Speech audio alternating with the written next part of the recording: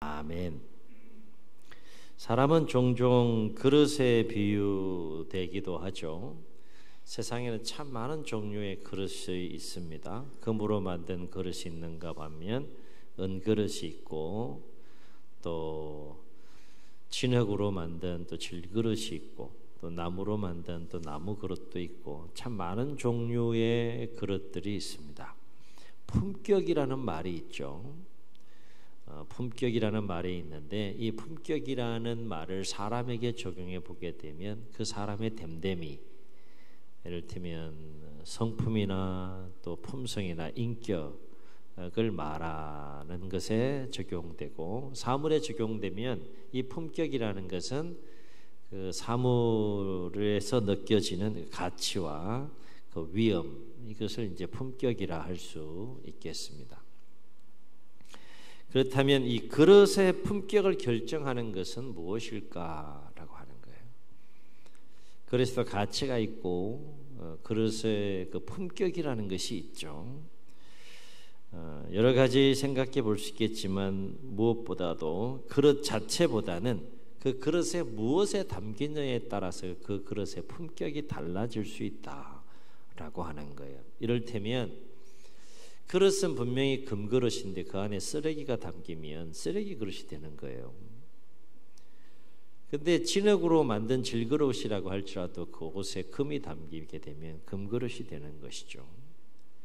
그릇의 품격을 결정하는 것은 그릇 그 자체보다도 그릇에 무엇이 담기느냐에 따라서 그 품격이 달라질 수 있다라고 하는 것입니다. 신앙생활도 마찬가지이다 하는 거예요.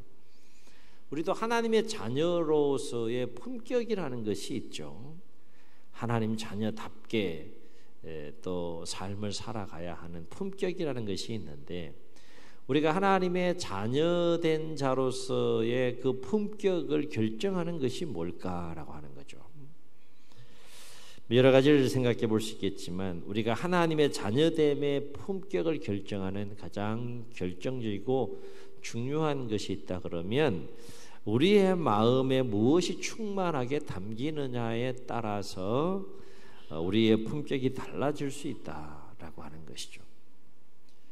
같이 똑같이 신앙생활 하면서 이 마음의 그릇에 어떤 생각들, 어떤 마음들로 충만하게 담겨 있느냐에 따라서 그 품격이 달라질 수 있는 것이죠.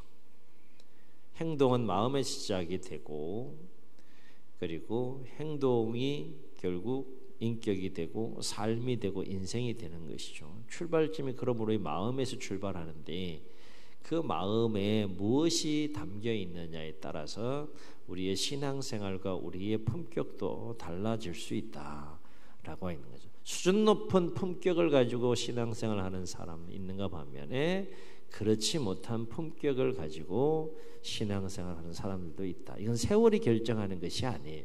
세월이 중요한 변수가 될 수는 있지만, 아무리 신앙의 연조가 오래됐다고 할지라도 그 품격이 떨어지는 사람이 있고, 비록 신앙생활을 얼마 하지 않았음에도 불구하고 그리스도인으로 하나님의 자녀된 자로서의 높은 품격을 가지고 삶을 살아가는 사람들이 있는 것을 우리가 보게 되는 것이죠. 오늘 말씀은 2차 선교 여행 중에 사도 바울이 마게도냐 지방의 베레아에서 복음을 전하는 상황에 대해서 소개하고 있는 말씀입니다. 바울은 이 베레아에서 복음을 전하기 전에 먼저 마게도냐 지방의 빌립보에서 복음을 전하고, 또 그 이후에는 빌립보에서 데살로니가, 그러니까 마게도냐 지방의 수도인 데살로니가에 가서 복음을 전하게 되는데, 짧은 시간 복음을 전했다라고 했어요.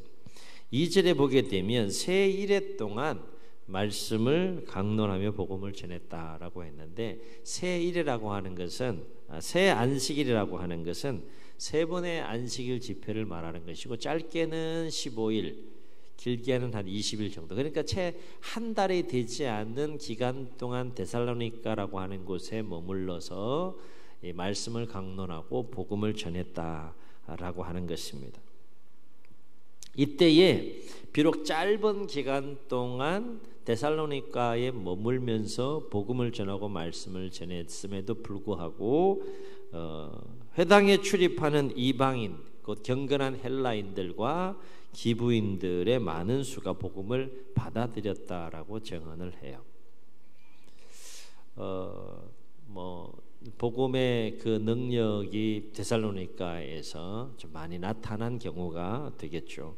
그러나 17장 5절에 보게 되면 정작 바울의 동족인 유대인들은 바울이 복음을 전하는 현장에서 그 바울이 복음을 전하는 것을 방해할 뿐만 아니라 심지어 시장의 불량배들을 동원해서 큰 소동을 일으킴으로 말미암아 바울이 복음을 전하는 것을 방해하는 것을 넘어서 적대하는 행위를 하는 모습을 보게 됩니다. 같은 동족인 유대인인데 그래요.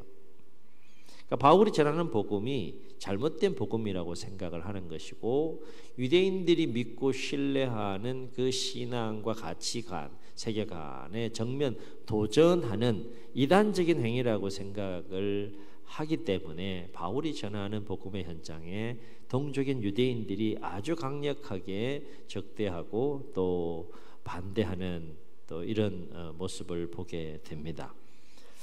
여하튼 데살로니가에서 바울이 복음을 전할 때 바울이 복음을 전하는 것을 방해하고 나아가 시장의 불량배들을 동원해서 큰 소동을 일으키게 되므로 바울이 위기 상황을 맞이하게 됩니다. 이로 인해서 바울은 데살로니가의 소동에서 이제 빠져나와서 그 다음에 이동하여 복음을 전하는 곳이 이제 베레아라고 할 수 있는데 10절에 보게 되면 바울 일행은 데살로니가에서 큰 소동의 위협 가운데에서 데살로니가에 있는 그 형제들, 믿는 그리스도인들이 되겠죠. 형제들로 인하여서 밤에 무사히 베레아로 보내어지고 또 회당에 들어가게 되었다라고 말합니다. 이런 상황 속에서 바울은 이제 베레아에 도착해서 복음을 전하게 되는데 11절을 보게 되면 이 베레아 사람들이 바울이 복음을 전할 때 어떤 반응을 보였는지에 대해서 소개하고 있는 것을 보게 돼요. 그게 세 가지 반응에 대해서 말씀하고 있는데요. 베레아 사람들은 데살로니가 사람들보다 더 너그러워서 간절한 마음으로 말씀을 받고 또 이것이 그러한가 하여 날마다 성경을 상고했다라고 했어요. 너그러운 마음이 나오고요, 간절한 마음이 나오고 그 다음에 이것이 그러한가 하여 날마다 말씀을 상고하는 그런 마음의 자세를 가지고 사도 바울이 전하는 복음과 말씀을 들었다라고 하는 것입니다. 다시 말해 베레아 사람들은 말씀을 들을 때 마음이 너그러웠다라고 하는 것은 그 원어적인 의미가 어떤 의미인가 하면 이런 의미가 담겨 있는 거예요. 어떤 진리 앞에서 어떤 편견 없이 객관적인 마음을 가지고 받아들이려고 했다라고 하는 것이 너그러운 마음이에요.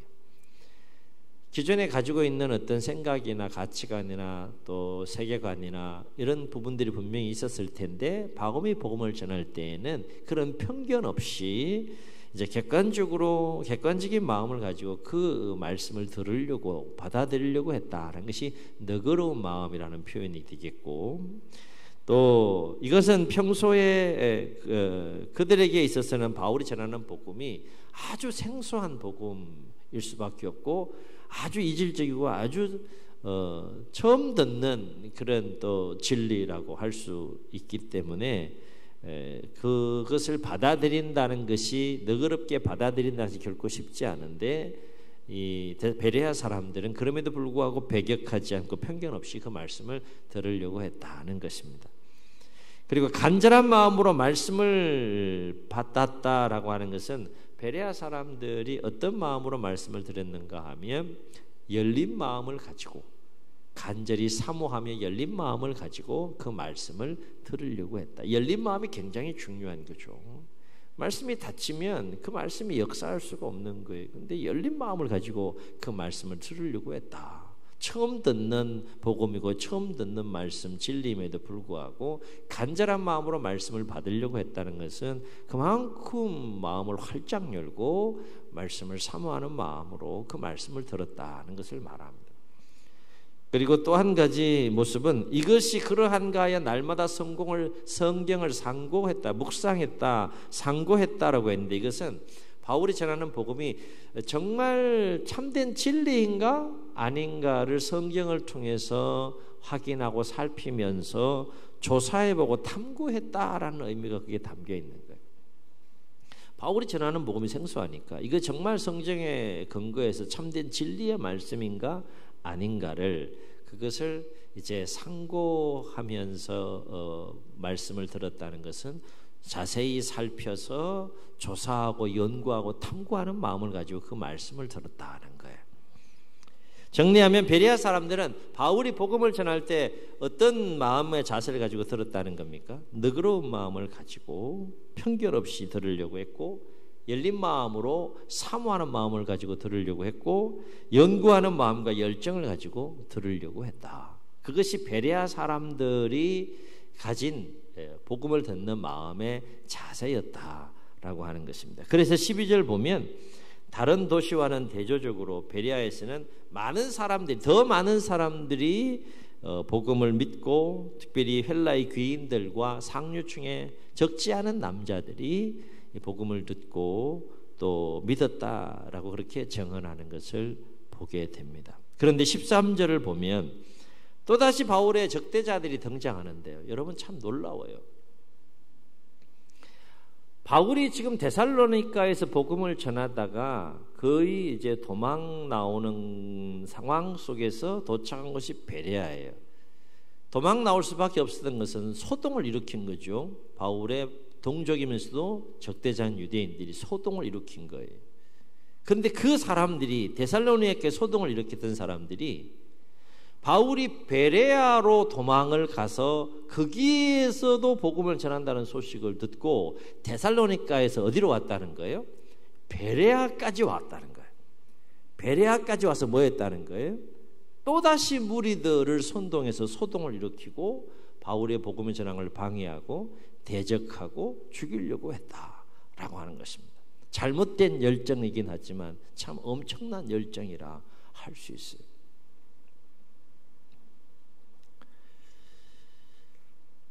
우리가 오늘 말씀에서 주목할 것이 뭡니까? 말씀의 은혜는 하나님의 은혜를 사모하는 분량에 비례해서 임한다는 거예요. 아멘. 신앙생활을 행복하고 기쁘고 즐겁게 그리고 우리가 삶을 하나님의 은혜와 축복 속의 삶을 살아가려면 말씀의 은혜가 임해야 되잖아요. 우리의 심령에 말씀의 은혜가 임해서 우리의 심령이 그 말씀의 은혜 가운데 거하고 우리의 삶이 그 말씀의 은혜 가운데 삶을 살아갈 때 신앙생활이 행복하고 하나님의 은혜와 축복 속에 우리가 삶을 살아갈 수 있다는 거예요. 매주 예배 속에 많은 예배 요소들이 있죠. 기도와 찬양과 고백과 헌신과 헌금을 통한 헌신 여러 요소들이 있지만 가장 중요한 요소라고 할 수 있는 부분이 바로 하나님의 말씀이 예배 가운데 선포되잖아요. 그건 하나님의 백성들에게 하나님의 말씀이 필요한 것이고 말씀의 은혜가 임해야 한다라고 하는 거예요. 그럴 때 하나님의 백성으로서의 품격을 가지고 하나님의 자녀답게 삶을 살아갈 수 있기 때문이다 라고 하는 것입니다. 다시 말해 하나님은 하나님의 말씀을 사모하는 그 분량대로 정직한 은혜를 부어주시는 모습을 성경을 통해서 보게 되는 것이죠. 이 말은 아무리 놀랍고 위대한 말씀이 뿌려지고 선포된다고 할지라도 그 말씀을 사모하는 마음이 없으면 결코 그 말씀의 은혜를 경험할 수 없고 아울러서 그 말씀의 은혜를 누릴 수가 없다라고 하는 것입니다. 예수님은 씨 뿌리는 자의 비유를 통해서 이와 같은 영적인 논리를 아주 쉽게 말씀하셨죠. 말씀을 듣는 네 가지 마음의 말씀을 듣는 심령의 상태에 대해서 네 가지 비유를 통해서 말씀하시는데 네 가지 심령의 상태가 어떤 상태라 했습니까? 길가와 같은 마음, 돌밭과 같은 마음, 가시떨기와 같은 마음, 그 다음에 좁은 밭. 이 네 가지 말씀을 듣는 심령의 상태를 비유적으로 예수님께서 말씀하셨는데, 이 네 가지 마음은 하나님의 말씀을 사모하는 분량과 관련된 비유이다 라고 하는 것입니다. 길가와 같은 마음 잘 아시는 바와 같이 길가와 같은 마음은 그 마음이 아예 완악하기 때문에 말씀 자체를 받아들이지가 않는 거죠. 거부하고 나아가서 대적하는 마음. 하나님의 말씀이 들어가서 역사해야 영혼이 살고 그 삶과 인생이 세워지는데 그 말씀을 아예 들으려고 하지 않는 거예요. 놀라운 하나님의 진리와 생명의 말씀이 뿌려져도 그 말씀을 아예 들으려고 하지 않고 아예 거부하고 아예 대적하는 마음. 그것이 길가와 같은 마음인데, 이와 같은 일이 일어나는 것을 영적 세계에서 왜 이런 일들이 일어나는지 예수님 설명하시는데, 말씀이 뿌려질 때 누가 왔다 그랬습니까?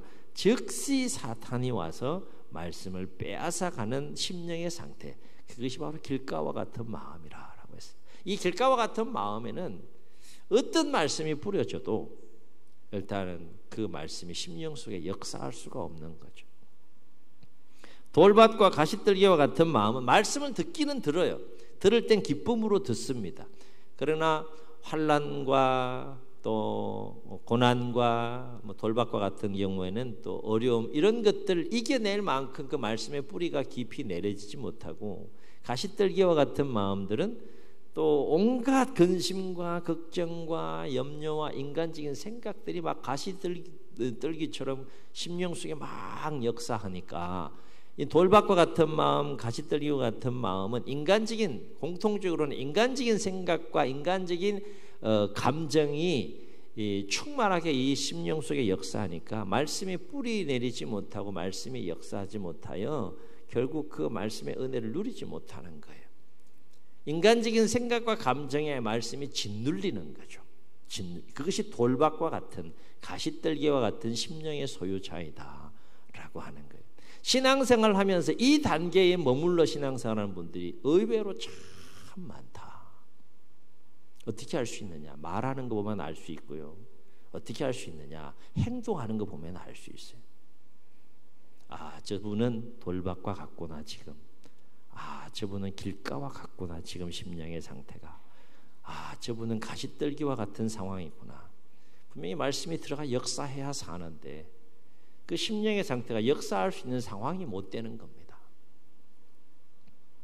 그러나 좋은 밭과 같은 마음은 어떤 역사가 일어난다고 했습니다. 그 마음의 좋은 밭이라는 것은 말씀을 정말로 간절히 사모하는 거예요.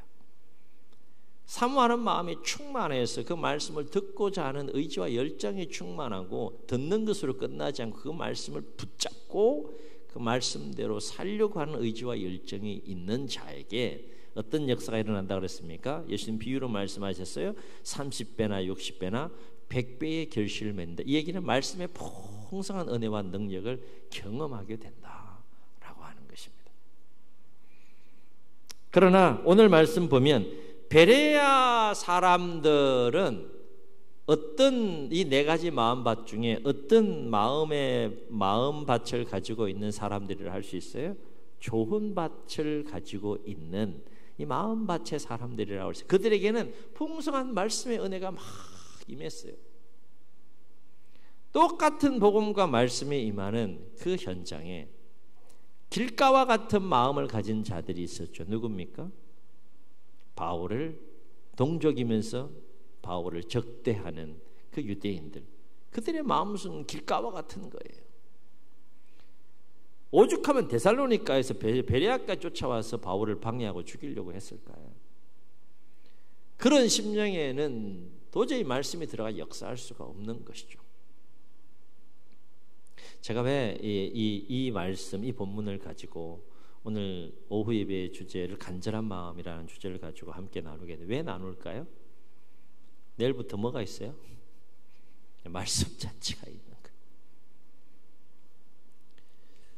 분명히 하나님은 이 5번의 집회 가운데 놀라운 은혜를 부어주실 겁니다. 놀라운 능력으로 역사하실 겁니다.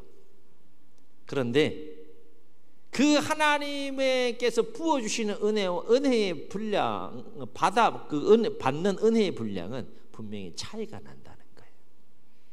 똑같은 말씀이 임하는 현장임에도 하나님의 말씀의 은혜가 임하는 분량의 차이가 분명히 난다. 무엇에 의해 차이가 날까요? 얼마나 간절히 사모하는 마음을 가지고 성회에 나오느냐 나오지 않느냐, 그 마음의 그릇이 어떤 상태냐에 따라서 분명히 임하는 은혜의 분량에 차이가 있다. 누가 은혜를 가장 많이 받을까요? 예? 질문 바꿀게요. 누가 은혜를 가장 많이 받았으면 좋겠어요? 하여튼 이렇게 욕심을 자극하면 막 또 좋아하시고. 네. 여러분 자신이 이번 성회에 가장 큰 말씀의 은혜를 받는 복이 있기를 주의 이름으로 축원합니다. 말씀의 은혜를 받아야 돼요. 말씀의 은혜. 그래야 살아요. 일단 영이 살아요. 영이 살아야지 살아낼 수 있는 거 아니겠어요? 그렇죠? 영이 잠들고 병들고 죽으면 신앙생활이고 삶이고 뭐고 다 이게 병들고 시들어가지고요. 힘이 없는 거예요. 품격이 어디 있어요? 품격이. 내일부터 가을 봉성회가 3일간 5번의 집회가 시작이 됩니다. 우리는 어떤 마음으로 성회에 참여해야 될까? 오늘 베레아 사람들이 가졌던 간절한 마음을 가지고 하나님의 말씀을 사모하는 그 간절한 마음, 그 열정 가지고 여러분 이 집회에 참여할 수 있기를 주의 이름으로 축원합니다. 그래서 사모하는 여러분들에게 말씀의 풍성하고 놀라운 은혜가 임하는 시간들이 될 수 있기를 주의 이름으로 축원합니다. 시편의 시인은 107편 9절에서 이렇게 노래하죠. 그가 사모하는 영혼을 만족해 하시며 줄인 영혼에게 좋은 것을 더하여 주시리로다. 아멘. 아멘.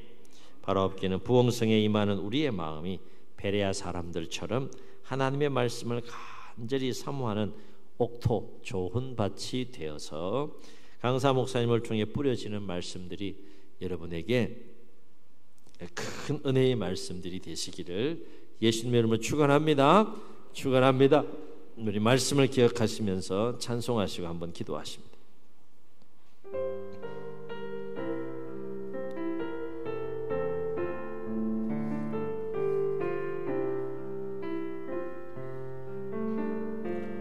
달고 묘한 그 말씀, 생명의 말씀은 귀한 그 말씀 진실로 생명의 말씀이 나의 길과 믿음 밝히 보여주니 아름답고 귀한 말씀 생명샘이로다.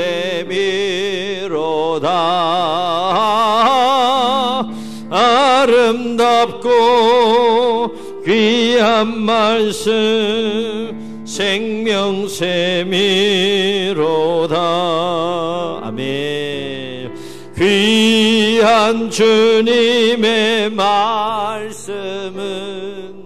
내 노래 되도다.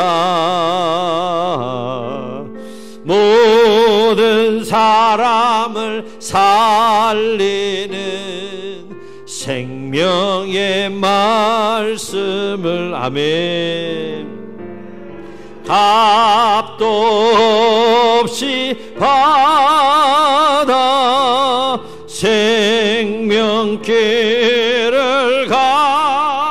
가니 아름답고 귀한 말씀 생명샘이로다.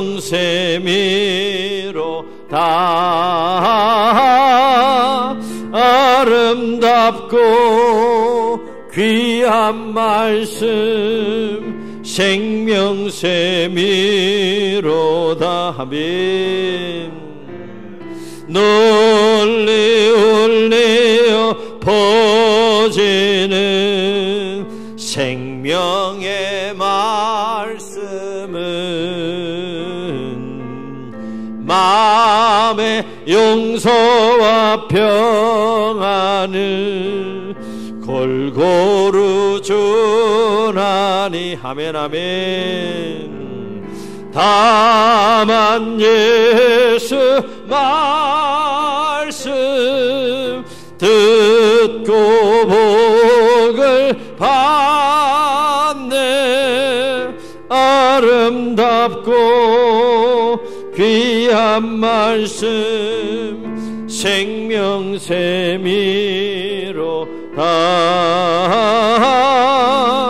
아름답고 귀한 말씀 생명샘이로다. 눈을 감으시고 우리 말씀을 기억하시면서 한번 통성으로 기도하시겠습니다. 말씀의 은혜가 임해야 합니다. 그래야 우리의 영이 살고 또 우리의 삶과 인생이 세워집니다. 내일부터 부흥성회가 있는데 우리 어떤 마음으로 나와야겠습니까? 베레아 사람들처럼 간절히 하나님 말씀을 사모하며 나와야 되지 않겠습니까? 매 시간 강사 목사님 통해 부어주시는 그 말씀이 나에게, 우리 모두에게 큰 은혜가 되게 하셔서 말씀을 통해 심령과 우리 인격과 삶이, 우리 공동체와 교회가 새로워지는 시간이 되게 해달라고 우리 함께 주님 세 번 부르시고 통성으로 기도합니다. 주여